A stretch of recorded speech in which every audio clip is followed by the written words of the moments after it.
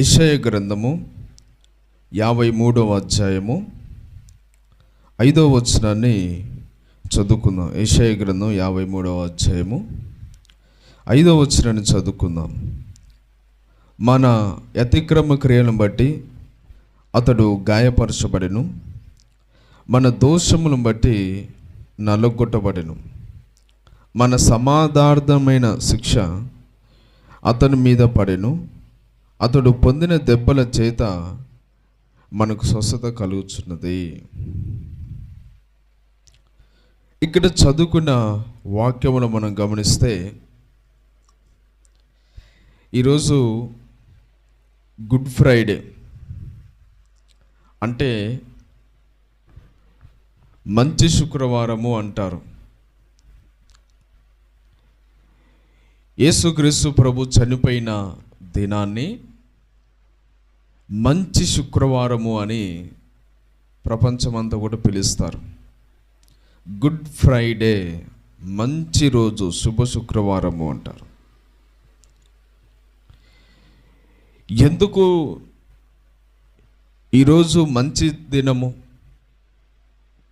అంటే, యేసుక్రీస్తు ప్రభు ఈ లోకంలో ఉన్న మనుషుల పాపాల కోసము చనిపోవడానికి, ఒక మానవుడిగా, ఒక మనిషి పోలికగా ఈ లోకంలో జన్మించి ఈ శుక్రవారం అనే దినమున ఈ లోకములో ఉన్న ప్రతి వారి పాపల కోసము చనిపోయిన రోజు. ఒక వ్యక్తి చనిపోయినప్పుడు ఆ వ్యక్తి చనిపోయిన దినాన్ని ఏమంటారంటే మంచి రోజు కాదు అంటారు. అది చెడ్డ రోజు, ఆ దినం మాకు దుఃఖం కలిగించింది, ఆ దినము మాకు బాధ కలిగించింది, మా ఇంట్లో ఒక వ్యక్తిని కోల్పోయాము, మా ఇంట్లో ఒకరిని కోల్పోయాము, అది మంచి దినం కాదు, అలాంటి దినం మా జీవితంలో ఇప్పుడు రావద్దు అంటారు. కానీ యేసు ప్రభు చనిపోయిన దినం మాత్రము మంచి దినము అంటారు, మంచి రోజు. ఎందుకంటే మనుషుల పాపాలందరి కోసం ఆయన చనిపోయిన దినం కాబట్టి. మనుషులందరికీ విముక్తి దొరికింది. మనుషులందరూ కూడా పాపములో నుంచి, శాపముల నుంచి, సాతాను బంధకాల నుంచి విముక్తి పొందినారు. విముక్తి పొందడానికి ఒక మార్గం దొరికింది. నిత్య జీవం పోవడానికి ఒక మార్గం ఏర్పడింది. ఆయన నశించిపోతున్న మనల్ని వెతికి రక్షించడానికి లోకానికి వచ్చి ఈరోజు మనందరి కోసం చనిపోయినాడు కాబట్టి, మన బదులు ఆయన చనిపోయినాడు కాబట్టి ఈరోజు మంచి శుక్రవారము. చూడండి ఎంత గొప్ప భాగ్యము. ఈ ప్రపంచంలో ఎవ్వరు చచ్చిపోయినా కూడా అది మంచి రోజు అన్నారు, కానీ ఒక యేసు ప్రభు చనిపోతే మాత్రమే అది మంచి దినము అన్నారు. ఎందుకంటే మనుషులకి రక్షణ కలిగించే దినము ఈ దినము. మనుషుల పాపాలని తుడిచివేసిన దినము, మనుషుల పాపాలను క్షమించిన దినము, మనుషులకి రక్షణ ఇచ్చి, మనుషులకి బానిసత్వం, పాపమనే బానిసత్వము, సాతాననే బానిసత్వం నుంచి విడిపించిన దినము. కాబట్టి మనుషులందరికీ ఇది మంచి రోజే. అందుకని ఈరోజు ఈ శుక్రవారము యేసుక్రీస్తు ప్రభు మనుషులందరి పాపల కోసం చనిపోయినాడు. చూడండి, ఈ లోకంలో ఎవరైనా కూడా మనుషులు ఎలా ఉంటారంటే వారి సొంత ప్రయోజనాల కొరకే పాటుపడతారు. వారి సొంత ప్రయోజనాల కొరకు, లాభాల కొరకు వాళ్ళు ప్రయాసపడతారు, ఎంతకైనా ముందుకు వెళ్తారు. ఇతరుల కోసము వాళ్ళు మాత్రము ప్రయాస పడతాము అంటారు, కానీ ఒక సందర్భంలో వచ్చేసరికి వాళ్ళు కూడా ఏ సాయం చేయలేము, ఇంకా మా వల్ల కాదు అని అంటారు. మనుషులు ఎలాంటి వాళ్ళంటే వాళ్ళ సొంత ప్రయోజనం కోసము వాళ్ళు ప్రాకులాడతారు, కానీ ఇతరుల ప్రయోజనాల కోసం వాళ్ళు ప్రాకులాడరు, పట్టించుకోరు. ఎవరెటు పోతే నాకేంటి, నేను మంచిగా ఉన్నానా లేదా, జీవిస్తున్నానా లేదా, ఎదుగుతున్నానా లేదా అని వాళ్ళ సొంత భవిష్యత్తు గురించి వాళ్ళ గురించి ఎక్కువగా శ్రద్ధ పెడతారు. ఈ లోకంలో ఉన్న ప్రతి మనుషులు అంతే, వాళ్ళ సొంత ప్రయోజనాల కోసమే ప్రాకులాడతారు, ఇతరుల కోసం పట్టించుకోరు. సాయం చేస్తామంటారు, నేనున్నాను అంటారు, నీకెందుకు, నేను చూసుకుంటాను, నీకు సాయం చేస్తాను, నీకు తోడుంటాను అంటారు. చివరికి వచ్చేసరికినే కనిపించకుండా పోతారు. అంటే మనుషులు ఆ విధంగా రెండు రకాలుగా ఉంటారు. కానీ యేసు ప్రభు మాత్రము అలా కాదు. ఈ లోకానికి ఆయన ఎందుకు వచ్చినాడు, ఆయన వచ్చి అసలు ఇంత ప్రాణం పెట్టడానికి కారణం ఏంటి? ఆ మహిమ కలిగిన సింహాసనము, ఆ పరలోక రాజ్యాన్ని, ఆ యొక్క మహిమను విడిచిపెట్టి ఈ లోకానికి ఎందుకు వచ్చినాడు ఆయన? చూడండి, పరలోకంలో ఆయనకి ఎంతో మహిమ ఉంటుంది, ఎంతో ఘనత ఉంటుంది. అలాంటి దేవాది దేవుడు ఆ మహిమను, ఆ సింహాసాన్ని, ఆ రాజ్యాన్ని విడిచిపెట్టి ఒక మానవుని కోసము, ఒక మట్టి మానవుడైన మానవుని కోసము ఒక మనిషి పోలికకు పుట్టినాడు. ఏదో ఆయన కోసము ఆయన రాలేదు, ఆయన కోసం ఆయన చనిపోలేదు, ఆయన కలుగజేసిన మనుషుల కోసము వచ్చినాడు ఆయన. చూడండి ఎంత గొప్ప దేవుడు. ఒకవేళ ఆయన మనం సృష్టించకపోతే, ఆయన మనల్ని పుట్టించకపోతే, ఆయన సృష్టికర్త కాకపోతే ఆయన వచ్చేవాడే కాదు. ఆయన పిల్లల మనము, ఆయన బిడ్డలమైన మనము కాబట్టి ఆయన ఈ లోకానికి వచ్చి ప్రతి మానవుని కోసం చనిపోయినాడు. వాళ్ళు యేసు ప్రభువును ఎరిగిన వాళ్ళైనా ఎరగని వాళ్ళైనా, వారు ఎలాంటి స్థితిలో ఉన్నా వాళ్ళని ప్రేమించినాడు. అందరిని ఒకే తీరుగా ప్రేమించి అందరి కోసం చనిపోయిన దేవుడు ఆయన. మన కోసము చనిపోయినాడు, ఆయన కోసం కాదు చనిపోయింది, ఆయన కోసం కాదు ప్రాణం పెట్టింది. ఆయనలో ఏ పాపం లేదు ఆయన చనిపోవడానికి, కానీ మన పాపల కోసం చనిపోయినాడు. ఒక దొంగని మనం ప్రేమించలేం, ఒక దొంగతనాలు చేసే వ్యక్తిని మనం ప్రేమించం, ఒక వ్యభిచారం చేస్తున్న వాళ్ళని మనం ప్రేమించం, ఒక నరహంతకుల్ని మనం ఇష్టపడం. అలాగనే త్రాగుబోతులన్నా కూడా అసహించుకుంటాం. ఈ లోకంలో ఎంతోమంది ఇలా పాపిష్టిగా జీవిస్తున్న మనుషులను మనం ఏం చేస్తాము? అసహించుకుంటాం. వాళ్ళ ప్రవర్తన మంచిది కాదు, వాళ్ళు చెడ్డోళ్ళు, వాళ్ళతో నీ సహవాసం చేయను అంటారు. కానీ యేసు ప్రభు మాత్రము వాళ్ళు ఎలాంటి పాపులైనా సరే, అందుకనే బైబిల్లో ఒక మాట ఉంది, పాపులను రక్షించడానికి యేసు ప్రభు వచ్చినాడు. వాళ్ళు ఏ పాపులైనా సరే, వాళ్ళు దొంగలైనా, నరహంతకులైనా, వ్యభిచారికులైనా, మోసగాళ్ళైనా, త్రాగుబోతులైనా, విగ్రహారాధికులైన ఎవరైనా సరే, కానీ అందరి కోసం వచ్చినాడు ఆయన. అందరి కోసం వచ్చి ప్రాణం పెట్టినాడు ఆయన. అందుకనే బైబిల్లో ఒక మాట ఉంది, లోక పాపములు మోసుకొని పోవు ఏంటిది? దేవుని గొర్రెపిల్ల. లోక పాపములన్నీ కూడా మోసుకుపోయే దేవుని గొర్రెపిల్ల. ఒక ఇజ్రాయేల్ పాపాలు మాత్రమే కాదు, ఒక క్రైస్తవుల పాపాలు మాత్రమే కాదు, ఒక కులానికి చెందిన వాళ్ళు, ఒక మతానికి చెందినవారు, ఒక దేశానికి చెందిన వారి పాపాలే కాదు, ఈ లోక పాపములు మోసుకొని పోవు దేవుని గొర్రెపిల్ల అని రాయబడింది. అందరి కోసం ప్రాణం పెట్టినాడు, అందరి కోసము చనిపోయినాడు. అందరినీ ఒకే తీరుగా ప్రేమిస్తున్నాడు ఆయన.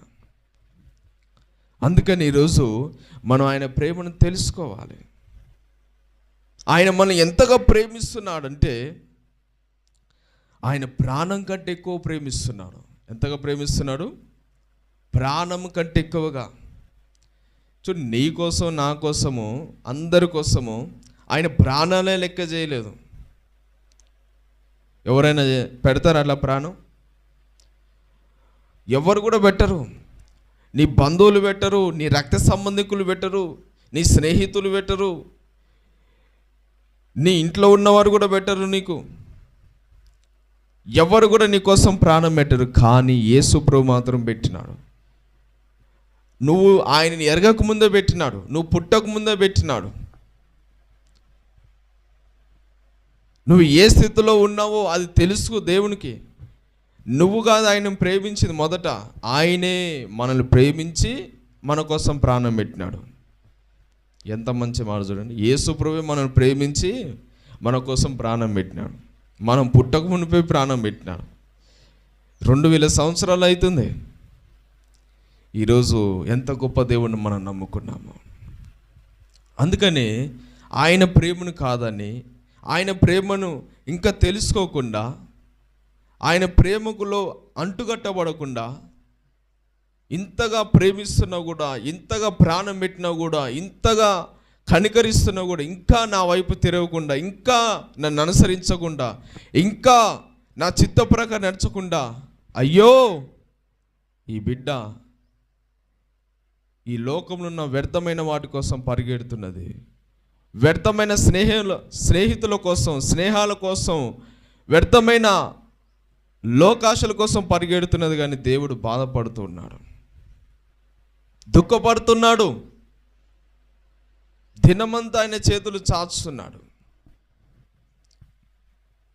ప్రేమించిన మనుషుల దగ్గరికి వెళ్ళి మోసపోతున్నారు, ప్రేమించే దేవుని దగ్గరికి మాత్రం రారు. అందుకనే మనుషులు మోసపోతారు. దేవుడు ఎప్పుడు మోసం చేయడు. దేవుడు ఎప్పుడు కూడా ఒక మనిషి మోసం చేయడు. దేవుని నమ్ముకున్నవాడు ఎప్పుడు కూడా మోసపోడు. దేవుడు మోసం చేయడు. నువ్వు మోసం చేస్తావేమో, మనుషులు మోసం చేస్తారేమో, కానీ యేసు ప్రభువు నమ్ముకున్న వాళ్ళు ఎప్పుడు మోసపోరు. ఆయన మోసం చేసే దేవుడు కాదు. అంత నమ్మదగిన దేవుని దగ్గరికి రాకుండా ఇంకా మనం ఈ లోకంలో మనం పరిగెడుతున్నామంటే ఇంతకన్నా బుద్ధిహీనత ఏమనిందా? దేవుడు అంటున్నాడు, అయ్యో ప్రజలారా నన్ను తెలుసుకోండి, నేను మిమ్మల్ని ఎంతగానో ప్రేమిస్తున్నాను. మీ దగ్గర నుంచి నేను ఏం కోరతలేదు. మీ దగ్గర నుంచి వెండి బంగారాలు ఆశిస్తలేదు, ధనము ఆశిస్తలేదు, పొట్టెలను ఆశిస్తలేదు, నైవేద్యాలను ఆశిస్తలేదు. నేను మిమ్మల్ని ఎలా ప్రేమిస్తున్నాను, మీరు నన్ను అలా ప్రేమిస్తే చాలు. ఇది కష్టమా? ఇది కష్టం కాదు, సులువైన మార్గం. కానీ మనుషులకు, దేవుని లేని వాళ్ళకి ఇది కష్టమే. ఒక్క ఆజ్ఞ పాటించలేకపోతున్నారు. మీరు నన్ను ప్రేమించినట్లా నా ఆజ్ఞలు గైకొంటారు అన్నాడు. ఆయన ప్రేమిస్తే ఆయన ఆజ్ఞలు గైకొంటాము, ఆయన చిత్త ప్రకారం నడుచుకుంటాము. ఆయన ప్రేమించకపోతే ఆయన మాటలు గైకోనము, ఆయన చిత్త ప్రకారం జీవించము, మన చిత్తానుసారంగా జీవిస్తాం, మనకిష్టం వచ్చిన త్రోవలో వెళ్తాము, దారి తప్పిపోయిన గొర్రెల్లాగుంటాము. అందుకే చిక్కులో పడతాం తర్వాత. ఓ ప్రభువా నన్ను రక్షించయ్యా, ఈ బాధలు, ఈ రోగాలు, ఈ నొప్పులు, వ్యాధులు, ఈ శోధన దయ్యం పట్టిందంటాం. మనం వ్యర్థమైన గడ్డి తినను పోయి చిక్కులో పడి, సాతాను ఉచ్చులో పడి, తర్వాత నన్ను విడిపించయ్యా, నన్ను రక్షించయ్యా, నన్ను కాపాడయ్యా అని ప్రార్థన చేస్తాం. అదేదో మొదటిగానే దేవుడు పిలుస్తున్నప్పుడు దేవుని దగ్గరగా ఉండి దేవుని చిత్త ప్రకారం నడుచుకుంటే అనుదినం మనల్ని కాపాడుతాడు. యోబు కుటుంబం చుట్టూ కంచె వేసిన నిత్యము, యోబు కుటుంబం చుట్టూ దేవుడు నిత్యము కంచె వేసినాడంట. సాతాను కూడా ముట్టలేకపోయిండు. అలాగనే మనం కూడా దేవునిలో అలా నమ్మకంగా ఉంటే మన చుట్టూ, మన కుటుంబం చుట్టూ కూడా కంచె వేస్తాడు. సాతానుగాడు అంటలేడు. కానీ మనం యేసు ప్రభువుని కాకుండా ఈ లోకాన్ని, లోకాశల్ని, మనుషులని ఎక్కువ ప్రేమించి మన సొంత మార్గం నడుచుకుంటూ పోతే ఇక సాతానుగానికి అవకాశం ఇచ్చినట్టే. వచ్చేవాడు మనల్ని గందరగోళం చేస్తాడు. అందుకని ఈరోజు మనం యేసు ప్రభువుని మాత్రం ప్రేమించాలి. ఆయన ఎంతగా ప్రేమించినారంటే ప్రాణం కంటే ఎక్కువగా మనల్ని ప్రేమించినాడు. ఈరోజు నీ సహోదరుడు, నీ సహోదరుడి, నీ తల్లిదండ్రులు, నీ యొక్క పిల్లలు ఎవరు కూడా అలా ప్రేమించలేదు. కానీ యేసు ప్రభు ప్రేమించినాడు. ఆ ప్రేమను తెలుసుకోవాలి. అందుకనే ఇక్కడ దేవుని వాక్యం మన అతిక్రమణ కోసము ఆయన గాయపరచబడ్డాడు. ఎవరి అతిక్రమణ కోసము? మన అతిక్రమణ కోసము యేసు ప్రభు గాయపరచబడ్డాడు, కొట్టబడ్డాడు. ఆయన శరీరం అంతా దున్నబడింది. ఆయన ఎంతో ఆ సిలువలో ఆయన ప్రాణం పెట్టి ఘోరమైన శ్రమ అనుభవించినట్లుగా దేవుని యొక్క వాక్యం సెలవిస్తుంది. చూడండి, మరి యేసు ప్రభు సిలువ మీద ఉండి పలికిన 7 మాటలు కనుక మనం చూస్తే లూకా సువార్త 23వ అధ్యాయము 34వ వచనంలో మొట్టమొదటిగా యేసు ప్రభు సిలువలో ఉండి పలుకుతున్న మొట్టమొదటి మాట ఏంటంటే, యేసు తండ్రి వీరేమి చేయిస్తున్నారో వీరు ఎరగరు గనుక వీరిని క్షమించమని చెప్పాను. వారు ఆయన వస్త్రములు పంచుకుంటకై చీట్లు వేసిరి. యేసు ప్రభు ఇక లాస్ట్గా మనుషుల పాపల కోసము ఇక చనిపోయే ఆ స్టేజ్కి వచ్చింది. ఆయన శిలువ మీదకి ఎక్కినాడు. ఆ చనిపోయే ఇంకా కొన్ని గంటల్లో, ఇంకొన్ని నిమిషాలలో ఆయన శిలువ మీద పలుకుతున్న మొదటి మాట ఏమిటంటే, తండ్రి వీరేమి చేయించున్నారో వీరెరగరు గనుక వీరిని క్షమించుము అని చెప్తున్నాడు. యేసు ప్రభు ఎంత ప్రేమ కలిగిన వాడంటే, శ్రమలలో ఉండి కూడా, కష్టాల్లో ఉండి కూడా, బాధల్లో ఉండి కూడా, బద్ధ శత్రువులను కూడా క్షమించే దేవుడు ఆయన. ఆయన బోధించినాడు ఒకప్పుడు, మిమ్మల్ని హింసించే వారి కోసం ప్రార్థన చేయండి, మీ శత్రువులను క్షమించండి అని చెప్పినాడు ఆయన. మొదట్లో చెప్పినాడు కొండ మీద ప్రసంగం. ఆయన చివరి దినాలలో ఆ మాటని ఎంత కష్టమైన పరిస్థితుల్లో కూడా ఆ మాటని మాత్రము అనుసరిస్తూ ఉన్నాడు, ఆయన పాటిస్తున్నాడు. ఎందుకంటే అది మామూలు శ్రమ కాదు, భరించలేని శ్రమ. ఒకవైపు కొరడాలతో కొట్టినారు, ముళ్ళ కిరీటం పెట్టినారు, రాజదండం పెట్టినారు, అలాగనే ఉమ్ము వేసినారు, గడ్డం బట్టి పీకి చిత్రగించలు పెట్టినారు, తల ముళ్ళ కిరీటం పెట్టిలా కర్రతో కొట్టడం. చూడండి, ఆఖరికి శిలువ మీద వేసి ఆ మేకులతో ఆ చేతులని కాళ్ళని సిలువకు కొట్టివేసినారు, పైకి వేలాడదీసినారు. అంత ఘోరమైన పరిస్థితుల్లో కూడా ఆయన ఏం చేస్తున్నాడు? నిజంగా ఎవరైనా ఉంటే మాత్రము ఖచ్చితంగా ఏమంటారంటే, నేను ఏం తప్పు చేశాను, నేనేం నేరం చేయలేదు కదా. చాలామందికి ఇక ఓపిక నశించిపోయి ఇక కోపడతారు, బాధపడతారు. కానీ యేసు ప్రభు మాత్రము అలా కోపపడలేదు. ఆయన వచ్చిందే ఇందుకు. అందుకని ఇక్కడ అంటున్నాను, వీరేమి చేస్తున్నారు వీరు ఎరగరు కనుక వీరిని క్షమించు అంటున్నాడు. వాళ్ళు తెలుసుకోవట్లే ఏమని, నేను ఈ సిలువేస్తున్న వీళ్ళ కోసం కూడా, వీళ్ళ పాపాల కోసం కూడా, ఈ కొట్టిన నన్ను, తిట్టిన నన్ను, ఉమ్మివేసిన నన్ను, ఎగతాళి చేస్తున్న నన్ను, వీళ్ళ కోసం కూడా, వీళ్ళ పాపల కోసం కూడా చనిపోతున్నానని వీరు ఎరగట్లేరు ప్రభా, వీరిని క్షమించుము అంటున్నాడు. ఎంత గొప్ప దేవుడు చూడండి. గడ్డం పట్టుకొని పీకినా కూడా అలాంటి వారి కోసము, ఊసినా కూడా అలాంటి వారి కోసము, కొర్రలతో కొట్టినా కూడా అలాంటి వారి కోసము, ముళ్ళ కీటం పెట్టి కొట్టినా కూడా అలాంటి వారి కోసము, ఆ శిలువ మీద మేకులతో కొడుతున్నా కూడా అలాంటి వారి కోసము, ప్రతి వారి కోసము, దూషిస్తున్న వారందరి కోసము చనిపోతున్నాడని వాళ్ళకి తెలవట్లే, ఆయనకి తెలుసు. కాబట్టి ఏం చేస్తున్నాడు? క్షమిస్తున్నాడు. ఎంత గొప్ప దేవుడు చూడండి. అందుకనే ప్రభువా, వీరేం చేస్తున్నారు, వీరు ఎరగట్లేరు, వీరిని క్షమించు. ప్రార్థన చేస్తున్నాడు తండ్రికి. చూడండి, యేసు ప్రభు ఆయన అక్కడున్న వాళ్ళ పాపాలను క్షమిస్తలేడు. వాళ్ళు చేసిన ఇబ్బంది, వాళ్ళు పెడుతున్న ఇబ్బందిని క్షమిస్తున్నాడు తప్ప వాళ్ళ పాపాలను క్షమిస్తలేడు. వాళ్ళని క్షమించమని దేవుని వేడుకుంటున్నాడు. నన్ను హింస పెడుతున్నారు, బాధ పెడుతున్నారు, వీరేం చేస్తున్నారు, వీళ్ళకి తెలవట్లేదు, వీళ్ళ కోసం చనిపోతున్నాను, వీళ్ళు ఎరగట్లేరు కాబట్టి వీళ్ళని క్షమించు అంటున్నాడు. అక్కడ రోమా సైనికులు ఉన్నారు, యూదులు ఉన్నారు, శాస్త్రులు ఉన్నారు, అలాగనే శిలువ మీద ఎలాడుతున్న దొంగలు ఉన్నారు. అందరూ ఎగతాళి చేస్తున్నారు. అయినా కూడా యేసు ప్రభు మాత్రం వారిని క్షమిస్తూనే ఉన్నాడు.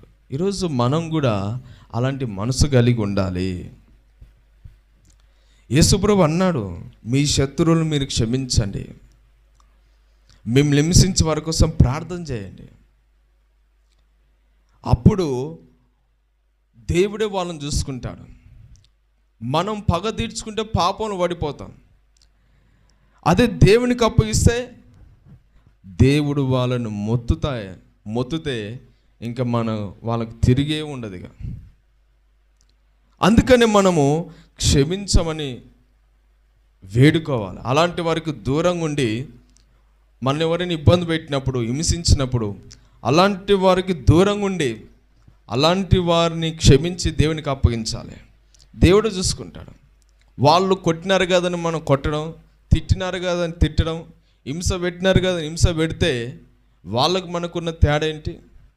వాళ్ళలో దయ్యం దూరి అలా చేసింది, మనం కూడా అట్లా చేస్తే మనలో కూడా దయ్యం ఉన్నట్టే. అందుకని ఎప్పుడైనా కీడుకు ప్రతి కీడు చేయొద్దని దేవుని వాక్యం చెప్తుంది. కాబట్టి యేసు ప్రభు అంత శ్రమలో, అంత బాధలో ఉండి కూడా ఆయన చెప్పిన మాట నెరవేరుస్తున్నాడు. శత్రువుని క్షమిస్తున్నాడు. ఇక్కడ ఇది మొదటి మాట. రెండో మాటకు వస్తే దేవుని యొక్క వాక్యం చూసినట్లయితే లూకా సువార్త 23వ అధ్యాయము 43వ వచనంలో ఉంటుంది. లూకా సువార్త 23వ అధ్యాయము 43వ వచనంలో రెండవ మాట, అందుకు ఆయన వారితో, నేడు నీవు నాతో కూడా పరదైసులో ఉందని నిత్యముగా నీతో చెప్పుచున్నాను నేను. ఇక్కడ చదువుకున్న వాక్యములు గమనిస్తే యేసు ప్రభు శిలువలో పలికిన రెండో మాట. ఆయన శిలువ వేయబడ్డప్పుడు అదే సమయంలో ఒక ఇద్దరు దొంగలు శిలువ వేయబడ్డారు. ఆ ఇద్దరు అంటే ఇద్దరనే కాదు కానీ చాలామంది ఉండొచ్చు, కానీ ప్రధానంగా రాయబడింది మాత్రం ఇద్దరు దొంగలే. యేసు ప్రభు ఈ పక్కన ఒక దొంగ ఉన్నాడు, యేసు ప్రభుకి ఇటువైపు ఒక దొంగ ఉన్నాడు. ఆ దొంగలు చాలా బందిపోటు దొంగలు. వాళ్ళు ఒక నేరాలు, ఘోరాలు, పాపాలు చేసి వాళ్ళు మరణశిక్షకు అప్పగించబడ్డారు, సిలువ వేయబడ్డారు. అయితే యేసు ప్రభు ఏ పాపం చేయకపోయినా కూడా ఆయన సిలువ వేసినారు. యేసు ప్రభు పక్కనున్న ఒక వ్యక్తి అంటున్నాడు, ఓ యేసు, నువ్వు క్రీస్తువైతే నిన్ను నీవు రక్షించుకొని నన్ను కూడా రక్షించు, అప్పుడు నువ్వు దేవుడు అని నమ్ముతాను అంటున్నాడు. చూడండి, ఆ వ్యక్తి ఎలా ఉన్నాడంటే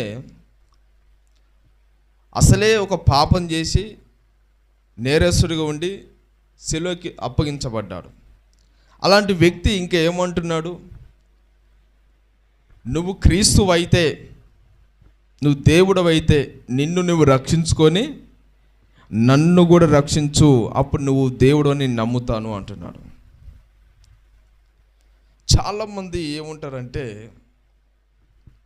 ఇలాగనే ఈ దొంగలాగానే ఉంటారు. కొంతమంది క్రైస్తవులు కూడా ఏముంటారంటే, మనుషులు కూడా ఎలా ఉంటారంటే, యేసు ప్రభువు ఏదైనా ఒక అద్భుతం చేస్తే నమ్ముకుంటాను, ఒక అద్భుత కార్యం చేస్తే నాకున్న అప్పులు పోతే, నొప్పులు పోతే, రోగాలు పోతే, బాధలు పోతే యేసు ప్రభువుని నమ్ముకుంటాను, యేసు ప్రభు దగ్గరికి వస్తాను, బాప్తిసం తీసుకుంటాను, మందిరానికి వస్తాను, ప్రార్థన చేస్తాను అని అంటారు. వీళ్ళంతా ఎలాంటి వాళ్ళంటే ఈ దొంగ లాంటి వాళ్ళు అనమాట. వీళ్ళకి ఏం పేరు పెట్టాలంటే అవిశ్వాసులని పేరు పెట్టారు. అపనమ్మకస్తులు, ఈ మొదటి దొంగ లాంటి వాళ్ళని చెప్పొచ్చు. ఎందుకంటే దేవుని దగ్గరికి వచ్చేవాళ్ళు ఎలా ఉండాలి, ఆయన ఉన్నాడని తాను వెతుకు వారికి ఫలం దయచేవాడు నమ్మాలి. విశ్వాసం లేనివాడు దేవునికి ఇష్టడైనట్టు అసాధ్యం అంట. నువ్వు విశ్వాసంతో దేవుని దగ్గరికి వచ్చినప్పుడు మాత్రమే నీ జీవితంలో కార్యం జరుగుతుంది. అలా కాకుండా నేను ఇక్కడే ఉంటా, ఒక అద్భుతం చేయమనండి, ఒక ఆశ్చర్యకార్యం చేయమనండి, ఒక సూచక్రియ చేయమనండి. పరిసయ్యులు శాస్త్రులు అదే అడిగినారు, బోధకుడా, అక్కడ ఉన్న వాళ్ళు అడుగుతున్నారు, నువ్వు క్రీస్తు అన్నావు కదా, దేవుని కుమారుడు అన్నావు కదా, ఆ సెలవు మించి దిగిరా, నువ్వు దేవుడు అని క్రీస్తు అని నమ్ముతాము అంటున్నారు. వెంటనే దిగొచ్చాడా? ఇలా రాలే. వాళ్ళు అనుకొని నేను వచ్చిందే ఈ పని కోసం. రోషం పడలేదు, క్షమిస్తూ ఉన్నాడు. ఇంకొక సందర్భం అని అంటారు, సిలువ వేయబడ మునుపు ఇంకొక సందర్భం అంటారు, ఓ బోధకుడా, నువ్వు క్రీస్తు అయితే ఒక సూచక్రియ చూపించు అంటారు. ఏ సూచక్రియ? సూచక్రియ చూపించాలంట, అంటే ఒక అద్భుతం చూపించు. అప్పుడు యేసుప్రభువు అంటాడు, యోనా ఏ విధంగా అయితే తిమింగలం కడుపులో 3 దినాలు ఉన్నాడో అదే విధంగా మనుష్య కుమారుడు 3 దినాలు ఉంటాడు, తిరిగి లేస్తాడు, పునరుద్ధానం అవుతాడు. ఆ సూచక్రియ తప్ప ఏ సూచక్రియ మీకు కనుపరచబడదు అంటాడు. అవిశ్వాసుల దగ్గర ఎన్ని సూచక్రియలు చేసినా వ్యర్థమే. ఇప్పుడు సూచక్రియ చూస్తారు, ఇప్పుడు అద్భుతం కార్యం ముందుకున్న తర్వాత పోయి మర్చిపోతారు.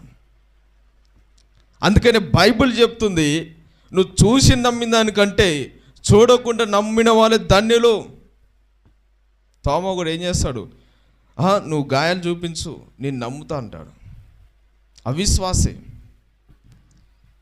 ఇక్కడున్న దొంగ కూడా అది అంటున్నావు, నువ్వు ఒక అద్భుతం చేయి, ఒక సూచక్రియ చేయి, ఒక ఆశ్చర్యకార్యం చేయి, నాకున్న అప్పులు తీసేయి, రోగాలు తీసేయి, బాధలు తీసేయి, యేసు ప్రభువు దేవుడు అని నమ్ముతాను, ఇప్పుడే అద్భుతం చేయి, ఇప్పుడే సూచక్రియ చేయి.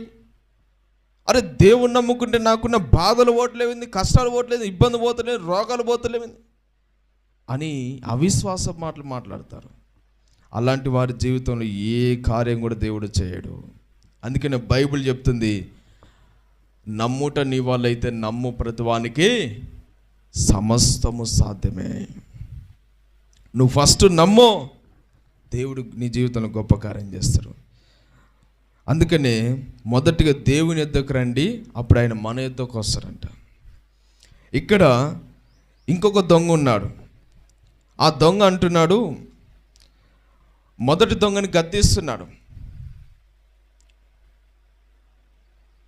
ఏమంటున్నాడంటే ఇక్కడ చూడండి, వ్రేలాడబడిన ఆ నెరుసలో ఒకడు ఆయనను దూషించు, నీవు క్రీస్తువు కదా, నిన్ను నీవు రక్షించుకోనుము, మమ్మను కూడా రక్షించమని చెప్పాను. అయితే రెండవ వాడు, ఎవరు? రెండవ వాడు వాడిని గద్దించి ఏం చేసిండు? గద్దించినాడు. నీవు అదే శిక్ష విధిలో ఉన్నావు గనుక దేవునికి భయపడవా? ఎంత మంచి మాట అంటున్నాడు చూడండి. ఆ మొదటి దొంగని గద్దించినాడు. ఒరే మూర్ఖుడా, ఒరే పాపిస్తోడా, నువ్వు ఇంకా పాపం చేసింది గాక, నేరం చేసింది గాక, శిక్ష పడింది గాక, మరలా నువ్వు దేవుణ్ణే దూషిస్తున్నావా అంటే చూడండి, యేసు ప్రభువుని ఏం చేస్తున్నాడు? దేవుడిగా ఆరాధిస్తున్నాడు, దేవుడిగా నమ్ముతున్నాడు. నువ్వు దేవునికి భయపడవా? ఆ వ్యక్తి ఎంత మంచి మాట అన్నాడు చూడండి. గద్దించినాడు ఆ మొదటి దొంగని. గద్దించి, నువ్వు శిక్ష విధిలో ఉన్నాక కూడా ఇంక నువ్వు దేవునికి భయపడకుండా ఉన్నావా? భయపడవా? దేవుడు అంటే భయం లేదా అని. మనకైతే ఇది న్యాయమే, మనం చేసిన వాటికి తగిన ఫలం పొందుతున్నాము, కానీ ఈయన ఏ తప్పిదము చేయలేదని చెప్పి మనమైతే నువ్వు పాపం చేశావు, నేను పాపం చేశా, తగిన శిక్ష పడ్డది, కానీ ఈయన మాత్రం ఏ పాపం చేయలేదురా మూర్ఖుడా. ఇలాంటి దేవుణ్ణి దూషిస్తున్నావా అని గద్దించినాడు. ఎంత గొప్ప మాట చూడు, దేవునిగా ఆరాధిస్తున్నాడు. అసలు ఆ వ్యక్తి యేసు ప్రభుతో తిరగలేదు. యేసు ప్రభు అద్భుతాలు ఒక్కటి కూడా పొందుకోలేదు. యేసు ప్రభుతో 33.5 సంవత్సరాలు యేసు ప్రభు ఉన్నా ఒక్కరోజు కూడా ఆయనను కలుసుకోలేదు, ఒక్కరోజు కూడా ఆయన వాక్యాలు వినలేదు, ఒక్కరోజు కూడా ఆయన చేసే అద్భుతాలలో పొందుకోలేదు. ఒక్కరోజుతో సవాసం చేయకపోయినా కూడా యేసు ప్రభుని దేవునిగా పూజిస్తున్నాడు. అంటే ఎంత విశ్వాసం కలిగిందో, మరి ఎలా వచ్చిందో తెలియదు కానీ ఆయనకి, నువ్వు దేవునికి భయపడవా? ఏమంటున్నాడు? ఆయనను చూచి, అంటే యేసు ప్రభుని చూచి అంటున్నాడు, యేసు నీవు నీ రాజ్యములోనికి వచ్చినప్పుడు నన్ను జ్ఞాపకం చేసుకొనుమనెను. బా, ఎంత మంచి మాట చూడండి. అప్పుడు యేసు ప్రభు అంటున్నాడా, అందుకు ఆయన వానితో, నేడు నీవు నాతో కూడా పరదేశంలో ఉందని నిత్యము నీతో చెప్తున్నా. నేను ఆ దూషిస్తున్న దొంగతోని, కింద ఉన్న కొంతమంది దూషిస్తున్న మనుషులతోని, వాళ్ళు ఎంత దూషిస్తున్నా, ఎంత హేళన చేస్తున్నా, ఎంత హింస పెడుతున్నా వాళ్ళకి జవాబు ఇవ్వలేదు, వాళ్ళకి సమాధానం చెప్పలే. కానీ ఈ రెండవ దొంగ ఉన్నాడు కదా, యేసు ప్రభుని, యేసు నీ రాజ్యంతో వచ్చినప్పుడు నన్ను జ్ఞాపకం చేసుకో అన్నాడు కదా, ఆ వ్యక్తికి సమాధానం చెప్పినాడు. ఎంత గొప్ప దేవుడు చూడండి. అంటున్నాడు, నేడు నీవు నాతో కూడా నిశ్చయముగా పరదేశంలో ఉంటావు. ఎంత గొప్ప భాగ్యం చూడండి. అసలు ఆ వ్యక్తి బాప్తిసం తీసుకోలే, యేసు ప్రభుతో తిరగలే, సహవాసం చేయలే, మందిరానికి పోలే, ప్రార్థన చేయలే, కానీ విశ్వాసం ఉంది ఆయనలో. ఏముంది? ఒప్పుకున్నాడు, ఈయన దేవుడు, ఈయన లోకరక్షకుడు అని నోటితో ఒప్పుకొని హృదయంలో విశ్వాసం ఉంచినాడు. అందుకని ఆ వ్యక్తికి ఆ రోజే, ఆ క్షణంలోనే రక్షణ కలిగి యేసు ప్రభుతో పాటు ఆ పరదేశంలో చేర్చబడ్డాడు. ఇలా కూడా చేర్చబడతారంటే చేర్చబడతారు. బాప్తిసం తీసుకోపోయినా చేర్చబడతారు. అంటే బాప్తిసం తీసుకున్న అందరూ చేర్చబడతారు అనుకున్నారా? చాలామంది అదే భ్రమ.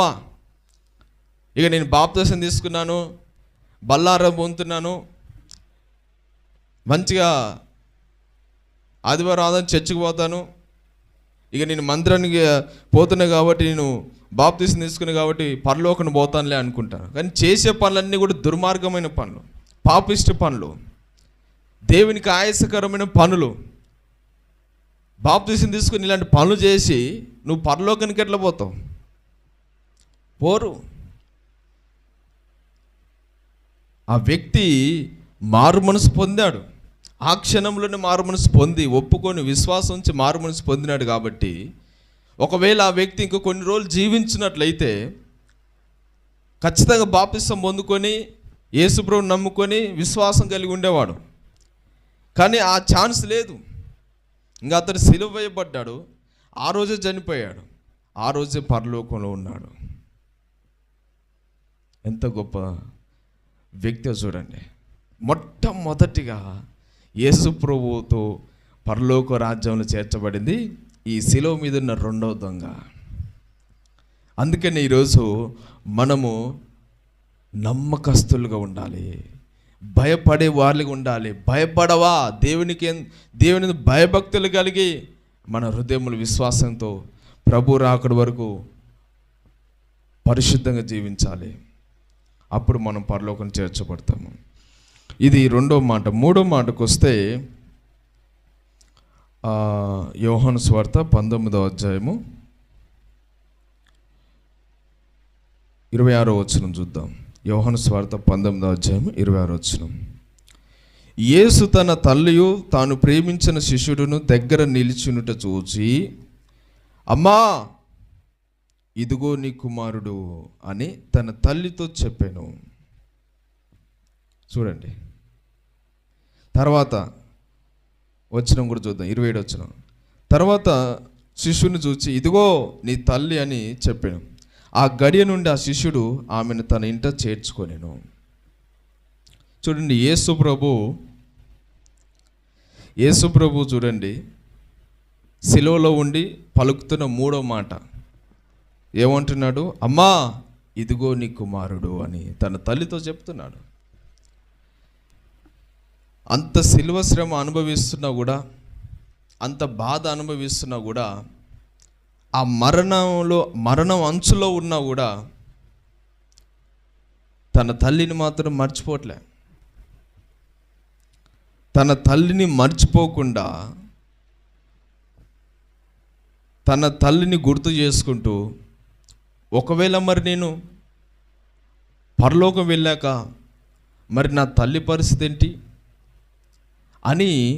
ఎందుకంటే ఆమెకంటూ ఒక గృహం అనేది ఉండాలి, ఒక పోషణ అనేది ఉండాలి, చూసుకోవడానికి ఒక వ్యక్తి, కుమారు లాంటి వ్యక్తి ఉండాలి అనేసి ఆయన ఆలోచిస్తున్నాడు ఆ శిలువ మీద ఉండి. అందుకనే బైబిల్లో ఒక మాట ఉంది, నీ తల్లిని నీ తండ్రిని సన్మానించాలి. దేవుడు ఇచ్చిన మోషే ధర్మశాస్త్రంలో 10 ఆజ్ఞలలో ఉంటుంది. ఆ ఆజ్ఞలలో ఏముంటుందంటే నీ తల్లిని నీ తండ్రిని సన్మానించు. నువ్వు దీర్ఘాయుషవంతుడు కావాలంటే నీ తల్లిని నీ తండ్రిని సన్మానించు అంటాడు. అక్షరాల యేసు ప్రభువు నెరవేరుస్తున్నాడు. అంత బాధలో, కష్టాల్లో, ఇబ్బందులు, ఆ మరణ ఛాయలో ఉన్నా కూడా తల్లిని ఏం చేస్తున్నాడు? జ్ఞాపకం చేసుకుంటున్నాడు. ఈ రోజుల్లో ఉన్న మనుషులు ఎలా ఉన్నారంటే తల్లిదండ్రుల్ని పట్టించుకోకుండా ఓ పనులు, జాబులు, బిజినెస్ అని, లేదంటే కుటుంబంలో ఉన్న పోరాటాలను బట్టి వాళ్ళని దూరం పెడతారు, అనాథాశ్రమంలో వేస్తారు, లేదంటే బయటికి గిట్టేస్తారు, ఎక్కడెక్కడో వదిలిపెట్టి వస్తారు, చాలా చిత్రహింసలు పెడతారు. కోడల మాట విని ఇబ్బంది పెట్టే మరి కొడుకులు ఉన్నారు. కొడుకు ఇద్దరు ఇబ్బంది పెడతారు, లేదంటే ఇతరుల మాట పట్టుకొని ఇబ్బంది పెడతారు. కానీ ఒక్కటి మాత్రం గుర్తు చేసుకోవాలి, ఏ రోజైనా మనకు కూడా అదే పరిస్థితి వస్తుంది కదా. ఏంటిది? ఏ రోజైనా నువ్వు కూడా అత్తవ కావాల్సి వస్తుంది, నువ్వు కూడా తండ్రి కావాల్సి వస్తుంది, నువ్వు కూడా ముసలోడి కావాల్సి వస్తుంది, నువ్వు కూడా ముసల్దాని కావాల్సి వస్తుంది. ఈరోజు మనం ఏ విత్తనం అయితే విత్తినామో రేపు అదే పంటకు వస్తాము. అది తెలుసుకోకుండా మనుషులు ఏం చేస్తారంటే ఇప్పటిదిప్పుడే ఆలోచించుకుంటారు. కానీ ఈరోజు విత్తనం రేపు కోయాల్సి వస్తుంది పంట. అందుకని ఈరోజు తల్లిదండ్రుల్ని సన్మానించాలి.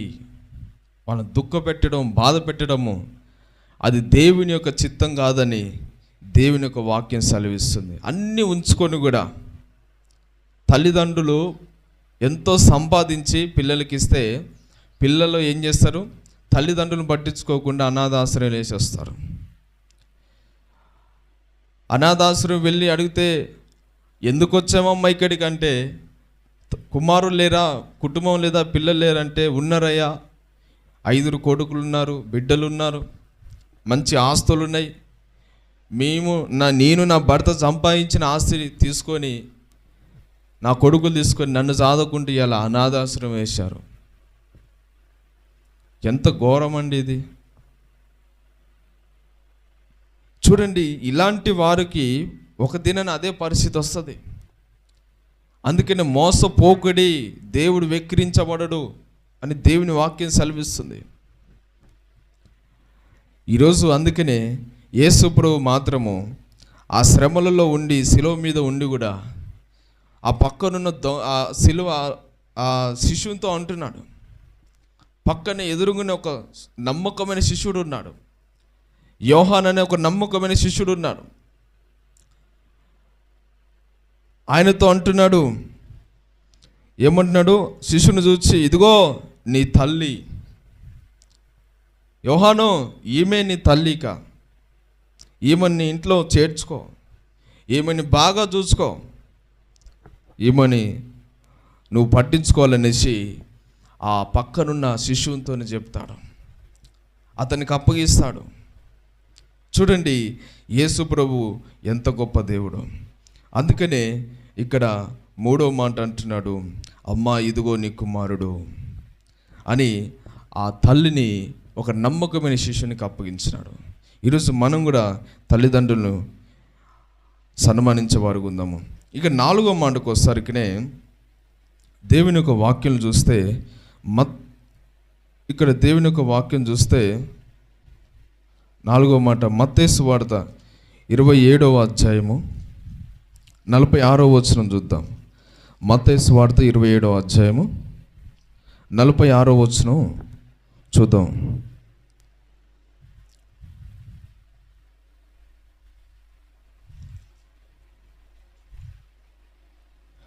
ఇంచుమించు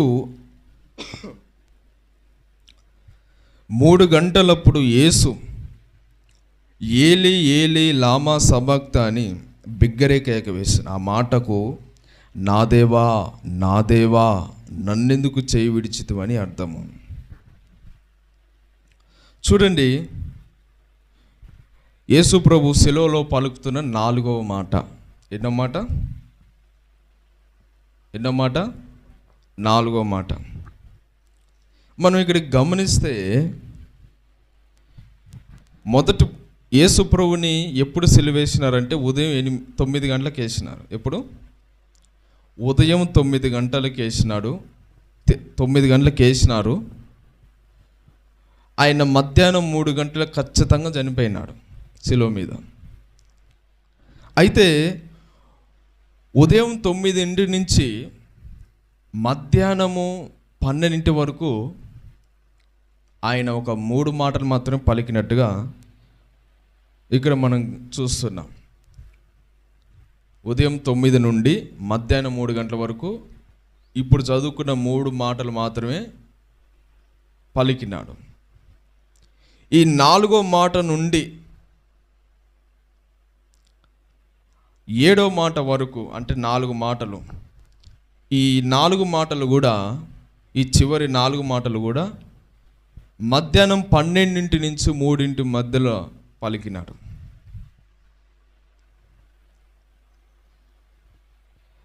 ఈ మాట పలికేటప్పుడు 12 అయింది. ఈ 4వ మాట పలికేటప్పుడు ఎంత అయింది? మధ్యాహ్నం 12 అయింది.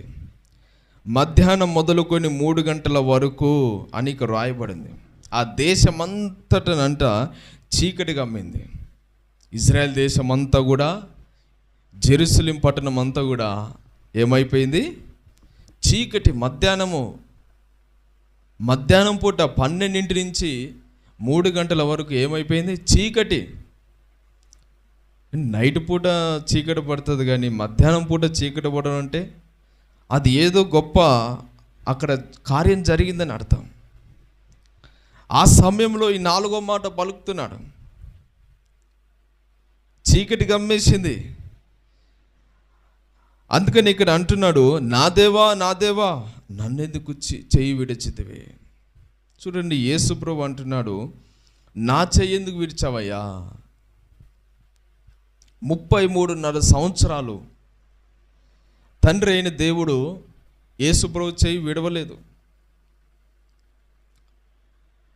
ఆయన ఎక్కడికి వెళ్ళినా కూడా ఆయనతో పాటు ఉన్నాడు. అందుకని యేసు ప్రభు అంటాడు, నేను ఒంటరిగా లేను, నా తండ్రి నాకు తోడుగున్నాడు.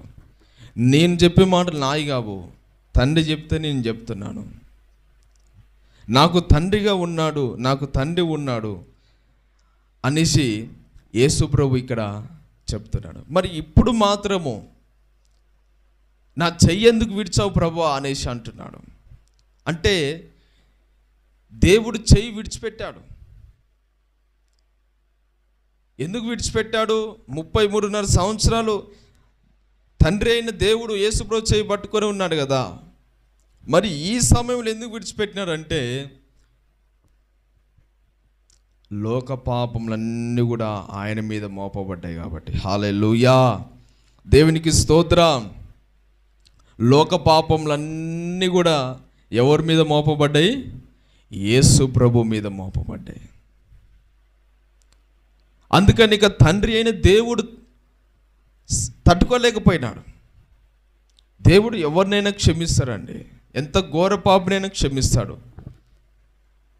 కానీ ఇంకా పాపంలోనూ జీవిస్తున్నట్లయితే పాపాన్ని మాత్రం క్షమించడు ఆయన. పాపులను క్షమిస్తాడు, పాపాన్ని విడిచిపెడితే క్షమిస్తాడు, కానీ పాపాన్ని మాత్రం క్షమించం. పాపం చేస్తుంటే క్షమించడు. అందుకని యేసు ప్రభు ఈ లోక పాపములు, సర్వలోక మానవాళి పాపం అంతా కూడా ఆయన మీద మోపబడ్డది కాబట్టి ఆయన ఒక పాపిగా, ఒక నేరస్తుడిగా మన కోసము ఆ సిలువలో ఉన్నాడు కాబట్టి ఆ తండ్రి అయిన పరిశుద్ధుడైన దేవుడు కూడా యేసు ప్రభు చేయి విడిచిపెట్టినాడు. అందుకనే చీకటి గమ్మేసింది, సాతాను గడికి వచ్చేసాడు ఇక. అందుకనే యేసు ప్రభు అంటున్నాడు, నా దేవా నా దేవా. ఈ మాట దావీదు రాస్తాడు. ఎప్పుడు 1000 సంవత్సరాల క్రితమే, యేసు ప్రభు రాకమునుపు 1000 సంవత్సరాల క్రితం రాసినాడు. యేసు ప్రభు గురించి ప్రవచనం పలికినాడు. అక్షరాల ఇక్కడ నెరవేరింది. నా దేవా నా దేవా ఎందుకు విడిచిపెట్టాడంటే, ఆయనలో ఏ పాపం లేదు, ఏ దోషం లేదు. అందుకనే గెస్తమనే తోటలో ఆయన అప్పగించబడే రాత్రి ముందు ఆయన ప్రార్థన చేస్తాడు. ఏమని? తండ్రి, నీ చిత్తమైతే ఈ గిన్నెను నా యుద్ధం నుండి తీసేయవా. ఏం గిన్నె? లోక పాపములన్నీ కూడా ఉన్నాయి ఆ గిన్నెలో. ఈ గిన్నె తీసేయవా, నీ చిత్తమైతే తీసేయి. మళ్ళా ప్రార్థన చేస్తాడు, అయినా కూడా నా చిత్తం కాదు తండ్రి, నీ చిత్తమే నెరవేరాల. ఎంత మంచి దేవుడు చూడండి. అందుకనే ఆయన లోక పాపములన్నీ ఆయన మీద పడ్డాయి కాబట్టి, ఒక పాపిగా, దోషిగా ఆయన కూడా ఒక నేరస్తుడిగా ఉన్నాడు కాబట్టి ఆ పాపను చూసిన పరలోకపు తండ్రి యేసు ప్రభు చేయి విడిచిపెట్టినాడు. మన కోసము, మన పాపల కోసము తండ్రితో సంబంధాన్ని కోల్పోయినాడు. అంటే పూర్తి కాదు, ఆ సమయంలో ఆయన పాపాలు ఆయన మీద మోపబడ్డాయి కాబట్టి తండ్రి అయిన దేవుడు చేయి విడిచిపెట్టినాడు. ఇక 5వ మాటకు వస్తే, యోహాను సువార్త 19వ అధ్యాయము 28వ వచనం చదువుకుందాం. యోహాను సువార్త 19వ అధ్యాయం 28వ వచనం. అటు తర్వాత సమస్తమును అప్పటికి సమాప్తమైనదని యేసు ఎరిగి లేఖనము నెరవేరినట్లు నేను దప్పిగొనుచున్నాను నేను. 5వ మాట, యేసుప్రభు శిలువలో పలికిన 5వ మాట ఏమిటి? నేను దప్పిగొనుచున్నాను అనెను. చూడండి, ఈ ప్రవచనం కూడా దావీదే పలుకుతాడు 1000 సంవత్సరాల క్రితమే. ఏది నెరవేరాలన్నా కూడా యేసు ప్రభు జననంలో కానీ, ఆయన మరణంలో కానీ, ఆయన జీవితంలో కానీ, ప్రతి విషయంలో కూడా దేవుని యొక్క లేఖానుసారంగానే, ప్రవచనాల ప్రకారమే ఆయన ఈ లోకానికి వచ్చినాడు. ఏదో అకస్మాత్తుగా అకాలంగా జరిగింది కాదు, అప్పటికప్పుడే జరిగింది కాదు. అందుకనే బైబిల్లో ఉంది, కాలం పరిపూర్ణమైనప్పుడు దేవుడు తన కుమారుని పంపినాడంట. లేఖనాల ప్రకారమే ఆయన ఈ లోకానికి వచ్చినాడు. ప్రవక్తలందరూ కూడా యేసు ప్రభు కోసం ప్రవచించినారు. లోకరక్షకుడు వస్తాడు, ఆయన మనుషుల పాపలందరి కోసం చనిపోతాడు, ఆయన తిరిగి పునరుద్ధానంలో లేస్తాడని యేసు ప్రభు కోసం రాసినారు.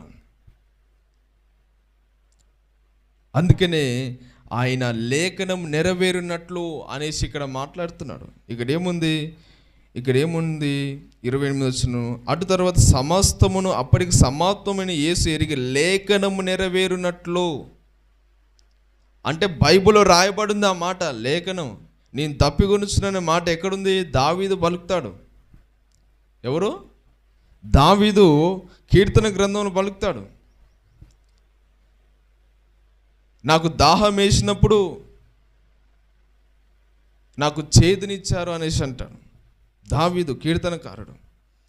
అట్లనే ఇక్కడ యేసు ప్రభు ఆయన దాహం కొంటున్నాను అంటే లేఖనం ప్రకారంగా దాహం కొంటున్నాడు, కానీ ఆయనకు నిజంగా దాహం కాలే. లేఖనం నెరవేరినట్లుగా ఆయన ఇక్కడ పలుకుతున్నాడు. నేను దప్పికొనుచున్నాను అంటున్నాడు. ఆయనకి దాహం అవుతుందా? కాట్లే. ఎందుకంటే మనం చూస్తాం, అరణ్యంలో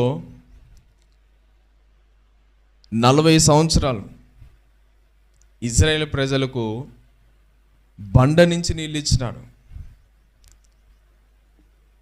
మార నీళ్ళు మధురంగా మార్చినాడు. ఒక్కళ్ళని కాదు, ఇద్దరిని కాదు, లక్షల ప్రజలని 40 సంవత్సరాలు వారికి నీరు ఇచ్చినారు. అంత జీవజలం ఇచ్చిన దేవునికి దాహం వేస్తుందా? ఆ సమరయ స్త్రీతో కూడా అంటాడు, అమ్మా నువ్వు నన్ను అడిగితే నీకు నిత్య జీవము జీవజలపు ఊటని ఇస్తాను. నేనిచ్చే జీవజలం తాగితే ఇక నీకు ఎప్పుడు కూడా దప్పిగా కాదు అంటాడు. అప్పుడు ఆమె అంటది, ఆ జీవజలం నాకు కూడా ఇవ్వవా అని అంటది. యేసు ప్రభువే జీవజలం ఊట. ఆయనకి దాహము నిజంగా ఇక్కడ దాహమని అనడం కాదు, కానీ ఆయనకి ఏ దాహం అవుతుందంటే లేఖనం నెరవేరినట్లుగా ఆయన ఆ మాట పలికినాడు. ఇంకా ఆత్మల పట్ల దాహం కలిగి ఉన్నాడు. ఆయన దేవుని యొక్క చిత్త ప్రకారం పట్ల దాహం కలిగి ఉన్నాడు. దేవుని ఆయన పనిని చేయడంలో ఇంకా దాహం కలిగి ఉన్నాడు. నశించిపోతున్న ఆత్మల పట్ల దాహం కలిగి ఉన్నాడు ఆయన. అదే దాహం, కానీ ఏదో మంచినీళ్ళు అది ఇది కాదండి. కాబట్టి మనం ఇక్కడ అర్థం చేసుకోవాలి. ఇక్కడ ఇంకా 6వ మాటకు వస్తే దేవుని ఒక వాక్యం చదువుకుందాం. 6వ మాట మనం చూస్తే యోహాను సువార్త ఇదే 19వ అధ్యాయము 30వ వచనం చదువుకుందాం. యోహాను సువార్త 19వ అధ్యాయం 30వ వచనం. యేసు ఆ చెరుక పుచ్చుకొని సమాప్తమైనదని చెప్పి తల వంచి ఆత్మను అప్పగించుకొని. ఇక్కడ చూడండి, 6వ మాట ఏంటంటే సమాప్తమైనదని యేసుప్రభు చెప్తున్నాడు. యేసుప్రభు శిలువలో పలికిన 6వ మాట సమాప్తమైంది. ఏం సమాప్తమైంది? ఆయన ఈ లోకానికి ఎందుకైతే వచ్చినాడో, ఏ పని నిమిత్తం అయితే వచ్చినాడో, ఆ పనంతా కూడా సంపూర్ణంగా నెరవేర్చినాడు. అందుకని యోహాను సువార్త 17:4 అంటారు, తండ్రి నీవు అప్పగించిన పనిని నేను సంపూర్ణంగా నెరవేర్చాను అంటాడు. దేవుడు అప్పగించిన పని సంపూర్ణంగా చేసినాడు. ఒక పొల్లైనా ఒక మాటైనా తప్పిపోకుండా ఆయన వచ్చిన పని సంపూర్ణంగా నెరవేర్చినాడు. అందుకని సమాప్తమైనది అంటున్నాడు. చూడండి, ధర్మశాస్త్రం నెరవేర్చినాడు ఆయన. ఏ మనుషులు కూడా నెరవేర్చలేకపోయినారు. పాత నిబంధనలు ఉన్న జనులందరూ కూడా ధర్మశాస్త్రం నెరవేర్చలేకపోయినారు. ఎంత గొప్ప గొప్ప భక్తులు ఉన్నప్పుడు కూడా, దేవునితో మాట్లాడిన వాళ్ళైనా కూడా, ఏ మానవులు కూడా పాత నిబంధనల ధర్మశాస్త్రం నెరవేర్చలేకపోయినారు. కానీ యేసు ప్రభు మాత్రము నెరవేర్చినాడు, సమాప్తం చేసినాడు. అందుకని ఆయన ఒక చోట కూడా అంటారు, నేను ధర్మశాస్త్రం నెరవేర్చడానికి వచ్చా కానీ దాన్ని కొట్టివేయడానికి రాలేదు అంటాడు. కొట్టివేయడానికి రాలేదు, నేను నెరవేర్చడానికి వచ్చా. యేసు ప్రభు నెరవేర్చినాడు, మనం నెరవేర్చలేకపోయినాం. పాత నిబంధనలు నెరవేర్చలేకపోయినారు. ఏ మనుషులు కూడా నెరవేర్చలేరు. కానీ యేసు ప్రభు మాత్రము నెరవేర్చినాడు ఆయన. అందుకనే వచ్చిన పని అంతా కూడా సంపూర్ణంగా కంప్లీట్ అయింది. దీనికి సంకేతం ఏంటంటే విజయము ఆయన పొందినాడు అని అర్థం. సమాప్తమైంది అనే మాటకి విజయం పొందినాడు అని అర్థం. ఆయన వచ్చిన పని విజయవంతంగా పూర్తి చేసినాడు. ఎక్కడ కూడా దేవునికి ఆయాసమైన పనులు చేయలే, ఎక్కడ కూడా దేవుని మాట తప్పిపోలే, దేవుని చిత్త ప్రకారం నడిచినాడు. అన్ని కూడా దేవుని చిత్తానుసారంగా, లేఖనానుసారంగా, దేవుని మాటకు లోబడి వచ్చిన పని సంపూర్ణ నెరవేర్చి విజయం సాధించినాడు. అందుకనే నా పని సమాప్తమైంది. ఈరోజు మనం ఎలా ఉండాలంటే, దేవుడు మనకిచ్చిన పని కూడా అలాగనే సంపూర్ణ నెరవేర్చుకొని మనం కూడా దేవుని రాజ్యాన్ని వెళ్ళిపోవాలి. అంతే. క్రైస్తవులకి భూమి మీద ఆశ ఉండకూడదు. ఇక ఈ లోక సంబంధమైన వాటిపైన ఆశ ఉండకూడదు. ఈ లోకం మనది కాదు, ఇది నాశనపురము. ఈ ఈ ఈ లోకానికి అంతం ఉంటుంది, ముగింపు అనేది ఉంటుంది. కానీ పరలోక రాజ్యం మన రాజ్యము. మన శాశ్వతమైన నివాసం ఎక్కడా? పరలోకము. ఎక్కడా? ఎక్కడా? పరలోకము. క్రైస్తవుల యొక్క శాశ్వత నివాసం ఎక్కడా? పరలోకము. ఈ లోకం కాదు, ఇది నాశనపురము. కానీ ఈ నాశనపురం నుంచి పరలోకం వెళ్ళే మార్గంలో యాత్ర చేస్తున్నాము. మనము విజయం పొందేంత వరకు సంపూర్ణంగా నెరవేర్చాలి. దేవుని చిత్తానుసారంగా నడిచినప్పుడు మాత్రమే మనం కూడా విజయం పొందుతాము. అందుకనే దేవుడు మనకి ఏ పని అయితే ఇచ్చినాడో ఆ పని సంపూర్ణ నెరవేర్చి మనం కూడా దేవుని దగ్గర వెళ్ళాలి. అంతేగాని ఇక్కడనే ఉంటాను, మంచిగా సంపాదిస్తాను, తింటాను, తిరుగుతాను, ఇష్టం వచ్చినట్టు జీవిస్తాను, లోకంలో నేను అనుభవిస్తాను, ఆ తర్వాత ప్రభువా నన్ను క్షమించాయా అని అంటాను, పరలోకం పోతాను. అది కాదు. దేవుడు అలాంటి వాళ్ళని ఎప్పుడు కూడా అంగీకరించడు. ఆ లోకమంతా అనుభవించి, అందుకనే ప్రసంగి గ్రంథం ఉంటుంది, నువ్వు లోకమంతా అనుభవించి వచ్చి లాస్ట్లోకి వచ్చి దేవా నన్ను క్షమించి నన్ను రక్షించంటే దేవుడు ఏం చేయడు. యవ్వన కాలంలోనే నీవు నీ సృష్టికర్తను తెలుసుకో అని దేవుని వాక్యం చెప్తుంది. అందుకని ఈరోజు మనము ఈ లోకంలో ఇంకా మనం ఉన్నామంటే మన పట్ల దేవుడు ఏదో ప్రణాళిక కలిగి ఉన్నాడు, ఏదో ఉద్దేశం కలిగి ఉన్నాడు.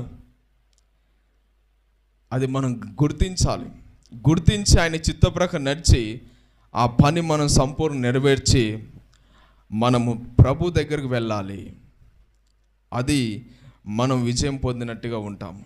లేకపోతే ఈ లోకంలోనే ఉంటాను, ఇదే శాశ్వతం అని ఉంటే నీవు పరలోకంలో చేర్చబడవు, నువ్వు నిత్య నరకంలో కాల్చబడతావు. కాబట్టి మన గురి ఎప్పుడు కూడా దేవుని పైన ఉండాలి, యేసు ప్రభు మీద ఉండాలి. మనం గురి ఎత్తుకు పరిగెత్తాలి. పరలోకం మన రాజ్యము, అదే మన నివాసము. దానికోసం మనం పరిగెత్తాలి. మనం మన పని సమాప్తం చేసి విజయం పొందాలి. ఇక్కడ యేసు ప్రభు ఆయన వచ్చిన పని నెరవేర్చుకున్నాడు, కథం వెళ్ళిపోయినాడు, అంతే. ఇంకా ఈ లోకంతో పని లేదు, అవసరం లేదు, అంతే. క్రైస్తవులు కూడా ఎలా ఉండాలంటే, దేవుడు ఎన్ని రోజులైతే మనం ఉంచుతున్నాడో అన్ని రోజులు దేవుని నమ్మకంగా, పరిశుద్ధంగా, యథార్థంగా జీవించి మనం కూడా పరలోకం వెళ్ళాలి. ఇంకా ఈ భూమి మీద మనం ఆశలు పెట్టుకోవడానికి వీల్లేదు. కాబట్టి ఇది 6వ మాట. 7వ మాట మనం చదువుకొని ధ్యానించుకుందాము. లూకా సువార్త 23వ అధ్యాయము 46వ వచనం చూద్దాం. లూకా సువార్త 23వ అధ్యాయము 46వ వచనం. అప్పుడు యేసు గొప్ప శబ్దంతో కేక వేసి, తండ్రి, నీ చేతికి నా ఆత్మను అప్పగించుకొనుచున్నాను నేను. ఆయన ఇలాగూ చెప్పి ప్రాణం విడిచాను. చూడండి, యేసుక్రీస్తు ప్రభు సిలువలో ఉండి పలికిన 7వ మాట, సిలువలో ఉండి పలికిన 7వ మాట, చివరి మాట. ఆయన ఇంకా కొన్ని నిమిషాలలో చనిపోతారనగా, కొన్ని క్షణాల్లో చనిపోతారనగా పలికిన మాట ఏమంటున్నారంటే, తండ్రి, నీ చేతికి నా ఆత్మను అప్పగించుకొనుచున్నాను. చూడండి, మన ఆత్మను ఎవరికి అప్పగించుకోవాలి? దేవునికి అప్పగించుకోవాలి. ఎందుకంటే మనలో శరీరము, ప్రాణము, ఆత్మ, ఈ 3 ఉంటవి. మానవుల్లో శరీరము, ప్రాణము, ఆత్మ, ఈ 3 ఉంటవి. ఈ 3 మానవుడు ప్రాణం ఉన్నంతసేపే కదులుతాడు, జీవించగలుగుతాడు. ప్రాణం పోతే ఆ శరీరం తీసుకుపోయి మట్టిలో పాత పెడతారు. ఆత్మ మరి ఎక్కడికి వెళ్ళాలి? అది ఆలోచిస్తలే మానవుడు. ఎంతసేపు శరీరానుసారంగా, శరీరం చెప్పినట్టుగా శరీరానికి బానిస్తాయి, ఇదే శాశ్వతం అనుకుని జీవిస్తున్నారు. అందుకని ఇక్కడ దేవుని వాక్యము వింటున్న ఎవరైనా సరే, మనలో ఒక ఆత్మ ఉంది, అది దేవుడు పెట్టిన దీపము. ఆ ఆత్మ శ్రేష్టమైంది. శరీరానికి మరణం ఉంది కానీ ఆత్మకు మరణం లేదు, చావు లేదు. అది శాశ్వతమైనది. ఆ ఆత్మ పోతే పరలోకానికన్నా దేవుని దగ్గరికన్నా వెళ్ళాలి, లేదంటే నిత్య నరకంలోనే కాలిపోవాలి. దానికి చావు లేదు. ఈ శరీరంతో జీవించేది 78 సంవత్సరాలే. అసలైన జీవితం ఈ మరణం తర్వాత ఉన్నది, అసలైన జీవితం ప్రారంభం. అందుకని దానికోసం మనం ఆలోచించుకోవాలి. మనుషుల్లో మన ఆత్మ చాలా ప్రాముఖ్యమైనది, శరీరం కాదు, ప్రాణం కాదు, ఆత్మ. అందుకని ఆత్మను చంపేవానికి భయపడండి, శరీరాన్ని చంపేవానికి భయపడకండి. అందుకని ఈరోజు మనము ఎలా ఉండాలంటే, దేవునికి నమ్మకంగా ఉండాలి. హల్లెలూయా. దేవునికి భయభక్తులు కలిగి ఉండాలి. స్టెఫెన్ కూడా ఏమంటాడు? ఆయనని రాళ్ళతో కొట్టి చంపుతున్నప్పుడు ఆయన ఏమంటాడంటే, తండ్రి, నీ చేతికి నా ఆత్మను అప్పగిస్తున్నాను అంటాడు. మనం కూడా మన ఆత్మని ఎవరికి అప్పగించుకోవాలి? దేవునికి అప్పగించుకోవాలి. ఎందుకంటే అది దేవుని ఎదురు నుంచి వచ్చింది కాబట్టి దేవునికి అప్పగించుకోవాలి. ఈ లోకంలో వ్యర్థమైన ప్రేమల కన్నా అప్పగించుకొని, వ్యర్థమైన చనిపోతామని ప్రేరేపణ కలిగించుకోవడం, దేనికో ఉరేసుకోవడం, దేని కింద చావడం, ఇలాంటివన్నీ వీటికి అప్పగించుకోవద్దు ఆత్మలు. అలా అప్పగించుకుంటే నీ ఆత్మకు నీవే ఉత్తరవాది, నీవే తీర్పు తీర్చుకోవాలి, నీవే ఉత్తరవాదిగా ఉంటావు. అందుకనే మన ఆత్మ దేవునికి అప్పగించుకోవాలి, అది దేవుని రాజ్యంలో ఉంటుంది. కాబట్టి యేసు ప్రభు 7వ మాట చెప్పి ఆయన ప్రాణం విడిచినట్టుగా చూస్తున్నాం. కాబట్టి ఈరోజు ఈ శిలువ మీద పలికిన 7 మాటలు అవి చాలా ప్రాముఖ్యంగా ఉన్నవి. అందుకని ఈరోజు ఈ మాటలన్నీ కూడా చివరిగా పలికి ఆయన చనిపోతాడు. ఈ మాటలలో ఎంతో గొప్ప మర్మాలు ఉన్నాయి. వీటిని అర్థం చేసుకొని వీటి ప్రకారం నడుచుకోవాలని, మరి దేవుని యొక్క వాక్యానుసారంగా జీవించాలని దేవుని యొక్క వాక్యము సెలవిస్తుంది. అందుకనే యేసు ప్రభు ఇక్కడ అంటున్నాడు, మొదటగా ఏంటిది? తండ్రి వీరేమి చేస్తున్నారో వీరెరగరు గనుక వీరిని క్షమించుము అంటున్నాడు. ఇది మొదటి మాట. రెండో మాట, నీవు నాతో కూడా పరదేశంలో ఉందువని నిత్యము నీతో చెబుతున్నాను నేను. ఇది రెండో మాట. మూడో మాట, అమ్మా ఇదిగో నీ కుమారుడు అని తన తల్లితో చెప్పాను. ఇది మూడో మాట. నాలుగో మాట, నా దేవా నా దేవా నా చెయ్యి ఎందుకు విడిచితివి? ఇది నాలుగో మాట. ఐదో మాట, నేను దప్పిగొనుచున్నాను నేను. ఆరో మాట, సమాప్తమైందని చెప్పినాను. ఏడో మాట, తండ్రి నీ చేతికి నా ఆత్మను అప్పగించుకొనుచున్నాను. ఈరోజు మనం కూడా మన జీవితంలో యేసు ప్రభువుని యందు విశ్వాసం ఉంచి మనం కూడా ప్రభు రాకడ వరకు నమ్మకంగా ఉండి, పరిశుద్ధంగా ఉండి, యథార్థంగా ఉండి, ఆయన మన కోసం ప్రాణం పెట్టినాడు. ప్రాణం కంటే ఎక్కువ మనం ప్రేమించినాడు. కాబట్టి మనం కూడా ఆయన ప్రేమను తెలుసుకొని ఇకనైనా మనం కూడా ఆయన ప్రేమించుదాము, ఆయన చిత్త ప్రకారం నడుచుకుందాము, అట్టి విధంగా ఉందాము. దేవుడి మాటలు దీవించి ఆశీర్వదించును గాక. ఆమేన్.